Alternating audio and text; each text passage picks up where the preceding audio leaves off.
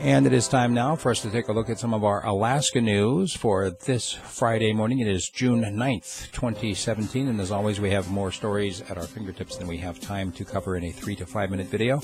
If you'd like to get 30 to 40 minutes of news, audio form delivered directly to your inbox, become a subscriber at radiofreespeech.com.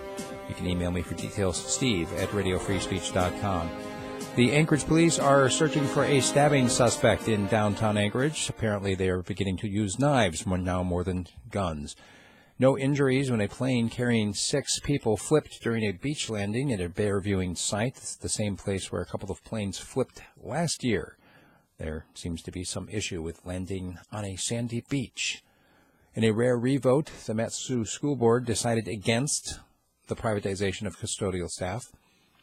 This, again, they already had decided once to do that, and there was some outrage from members of the public saying, you're breaking public trust. We already told you. We want you to keep those people on payroll. Don't privatize it. In Fairbanks, the school board is seeking the study of possible Fairbanks area school closings. Virtually every single school in the area is operating at 10% less of its capacity. In other words, 90% capacity at all of the schools. They're saying they could save literally tens of millions of dollars every year by closing at least one school. So they're going to study it now. They're going to hire a consultant to look at the issue. An Anchorage taxi driver who was charged in an assault now in a collision with 3 pedestrians has actually happened a year or so ago.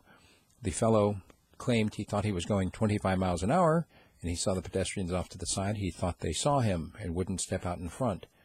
A look at the video shows that he was going 45 miles an hour, and he didn't brake until after he hit all 3 of them.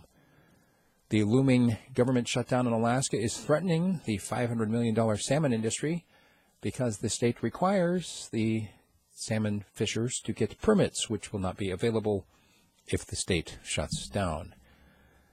Some downtown businesses in Anchorage want a moratorium on pot shops, something which is being criticized. It's already been voted on. The people want legal marijuana for sale. And some of the folks actually addressing those who have come up with this idea of a moratorium and saying, where have you been? Living under a rock? In the Fairbanks area, troopers say no criminal charges are planned in that park damage. Remember the Skyline Ridge Trail got torn up by some off-road trucks. The people who were responsible for it have come forward and admitted and are going to try to repair it. Meanwhile, so no criminal charges. The borough may pursue civil damages, as the damage is estimated to be in the thousands of dollars. And lastly, the father of the injured Anchorage firefighter, remember the fire department down there not giving a lot of details about what happened in the training accident? The father says his son fell off a ladder during training. As always, more stories available if you go to radiofreespeech.com.